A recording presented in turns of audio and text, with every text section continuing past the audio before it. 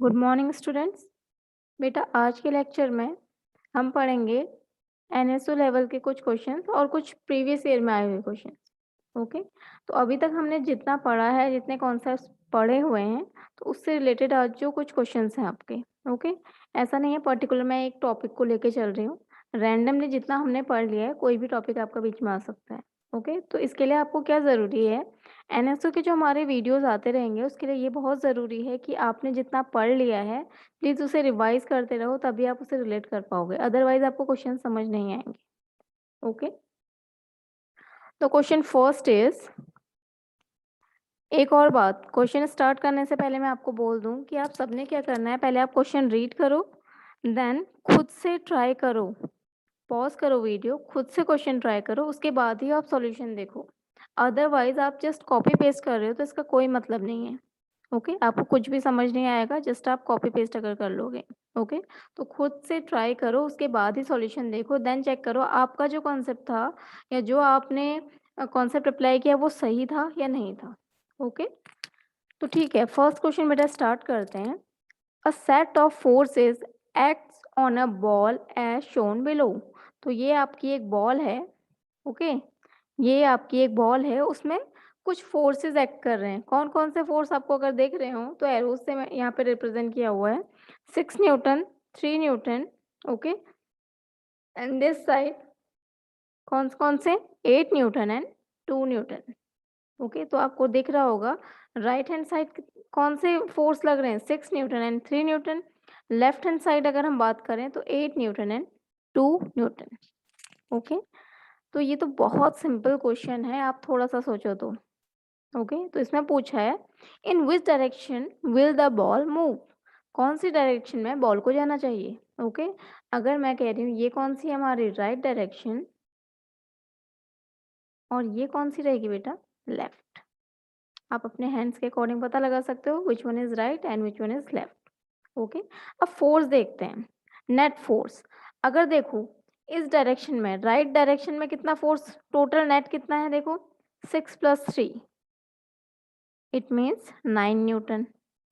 Okay, left direction में total कितना force लग रहा है एफ नेट, देखो 8 + 2 = 10 न्यूटन। तो आपको पता है 10 एंड 9 में कौन बड़ा है, 10 न्यूटन। ओके, तो ये तो मुझे बताने की ज़रूरत नहीं है which one is greater. Okay, हम कह रहे हैं कि 10 न्यूटन जो है वो क्या है, मीन्स जो ग्रेटर वैल्यू ऑफ फोर्स अगर मैं बात करूं तो किस डायरेक्शन में काम कर रही है, वो है लेफ्ट डायरेक्शन में।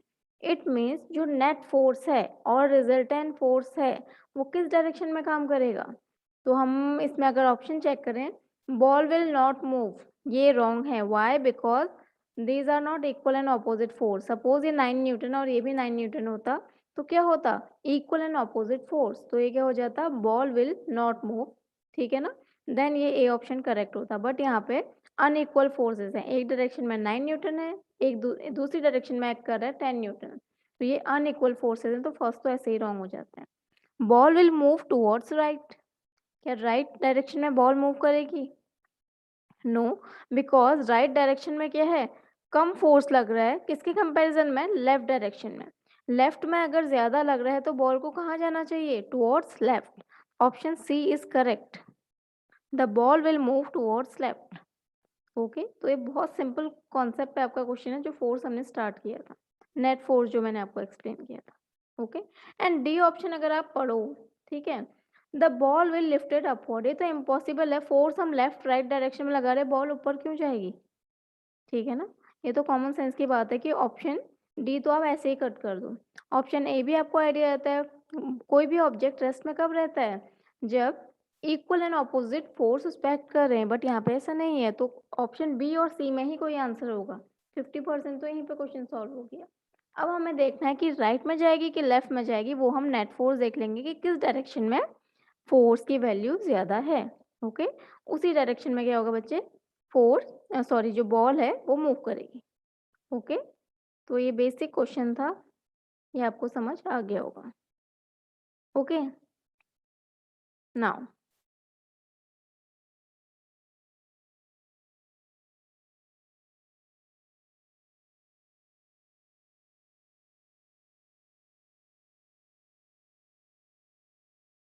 सेकंड क्वेश्चन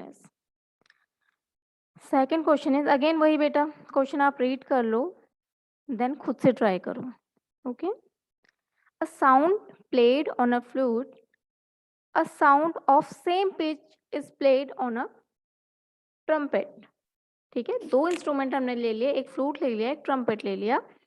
तो उसमें क्या है बेटा, सेम पिच की साउंड क्या हो रही है, same okay okay same pitch की जो साउंड है वो प्ले हो रही है। मीन्स फ्लूट में मैंने सपोज कहा पिच मीन्स आपको पता है, अगेन आप आराम से सोच लो पिच आप किससे रिलेट करते हो, फ्रिक्वेंसी से। ओके, सेम पिच मीन्स अगर हम बात करें फ्लूट की और ट्रम्पेट की, उसमें जो साउंड प्ले हो रही है वो सेम पिच की है। मीन्स आपको ऐसे ही आइडिया आ जाना चाहिए सेम फ्रिक्वेंसी की साउंड। ओके, मीन्स फ्रीक्वेंसी आपकी सेम रहेगी।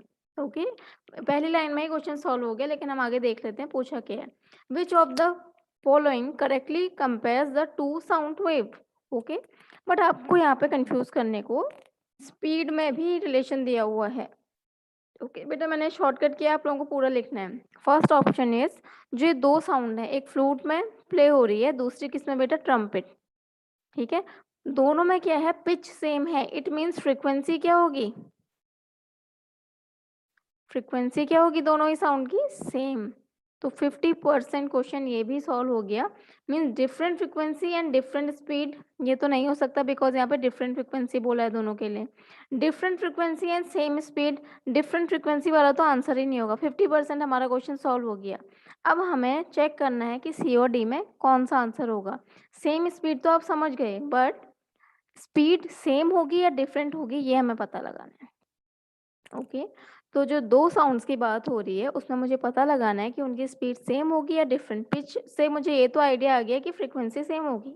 ओके, स्पीड में अगर बात करें बेटा, अगर मैं आपको फ्रीक्वेंसी एंड स्पीड में एक रिलेशन बताऊं, उसकी भी वैसे ज़रूरत नहीं पड़ेगी, ये आप अपने कॉमन सेंस से भी कर सकते हो।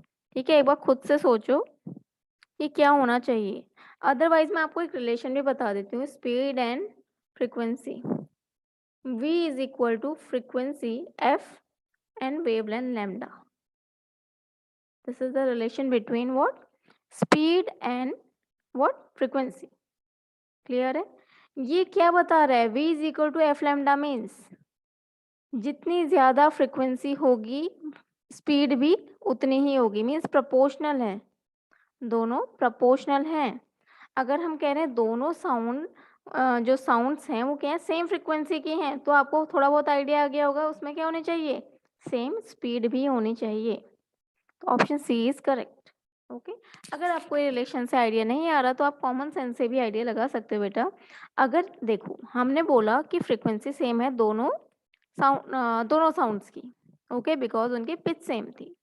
अब हम कह रहे हैं एक जो साउंड है वो फास्ट ट्रेवल कर रही है। स्पीड मतलब क्या है, कितनी स्पीड से ट्रेवल कर रही है, फास्ट ट्रेवल करेगी तो क्या होगा, नंबर ऑफ साइकिल्स भी तो 1 सेकेंड में ज़्यादा हो जाएंगे, उसकी फ्रीक्वेंसी ज़्यादा हो जाएगी।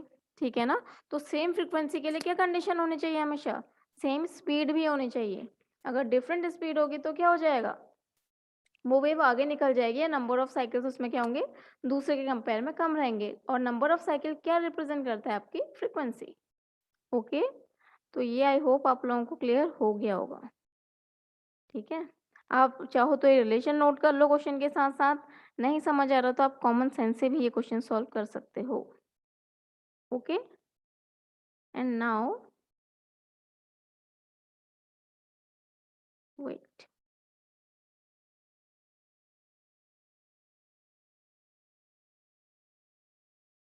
The last question is okay, जो मैंने प्रीवियस क्वेश्चन आपको करवाया वो है आपका NSO 2017-18 में आया हुआ क्वेश्चन है। ओके, लास्ट क्वेश्चन इज, ये भी बेटा आपका NSO का प्रीवियस ईयर का है, ईयर मुझे अभी ध्यान नहीं, बट ये प्रीवियस ईयर का आया हुआ क्वेश्चन है। ओके, तो इसमें आपको बोल रहे हैं the diagram shows an isolated sphere x. ये आपको स्फेयर दिख रहा है, ये क्या है आपका एक, ये स्फेयर है जो क्या है, नेगेटिवली चार्ज है। ओके, अब इसमें बोला है इसके पास में हम क्या लाए, एक अनचार्ज स्फेयर लाए जिसमें कितना चार्ज है, उसको नाम दे दिया हमने y, दूसरे स्फेयर को नाम दे दिया y। ऑलरेडी जो हमारे पास है उसका नाम है x, और दूसरा स्फेयर लाया जो अनचार्ज था और उसमें उसको जो नाम दिया है वो दिया है y, ओके। तो जब हम y को x के पास में लाए तो इनमें से कौन-सी कंडीशन होनी चाहिए इन चारों में से? ठीक है?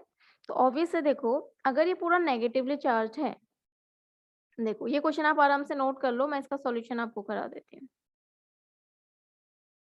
यहाँ पे देखो, अगर ये स्फेयर है x, जो कि क्या है, नेगेटिवली चार्ज है पहले से, इसके पास में मैं एक अनचार्ज स्फेयर लाई y, जिसमें क्या है, पॉजिटिव नेगेटिव इक्वल है। अब जब मैं इसके बहुत पास इसके ले आई, ठीक है, इसकी रेंज में मतलब अट्रैक्शन और रिपल्सन जहाँ पे हो सकता है, ओके।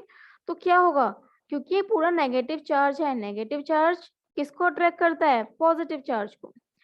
हमें पता है कि क्या होता है, unlike charges attract each other, ठीक है, and like charges repel each other, ये आपको पता है। तो ये अनलाइक चार्ज मींस नेगेटिव है तो किसे अट्रैक्ट करेगा, पॉजिटिव को। अब देखो इसमें पहले जो कंडीशन है, सपोज ये y जब अकेला था तो इसमें क्या होगा, सारा चार्ज पॉजिटिव नेगेटिव क्या होगा, इक्वली डिस्ट्रीब्यूटेड होगा, इसलिए अभी न्यूट्रल है, कोई चार्ज नहीं है। बट ये x के पास में आया तो क्या होगा, नेगेटिव वाला क्या करेगा, पॉजिटिव को अपनी साइड पे खींच लेगा, इस तरीके से।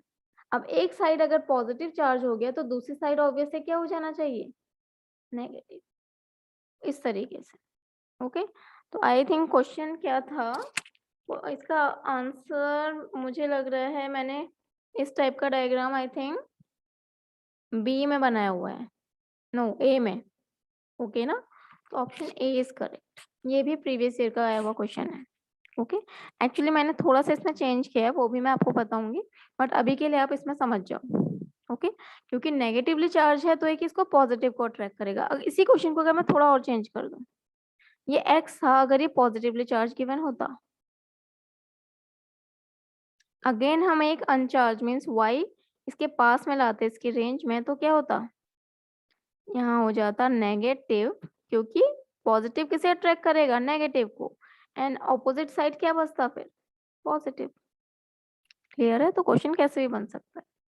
ठीक है बेटा, आज के लेक्चर में हम इतने ही क्वेश्चन करेंगे।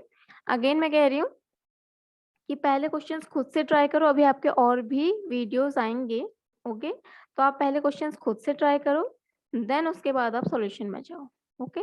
आप चाहो तो एनएसओ के लिए 50 पेजेस की आप पतली सी एक नोटबुक बना लेना, क्योंकि मैं नहीं चाह रही हूँ कि आप अपने नोट्स में इन क्वेश्चंस को करो और बाद में परेशान हो, ओके।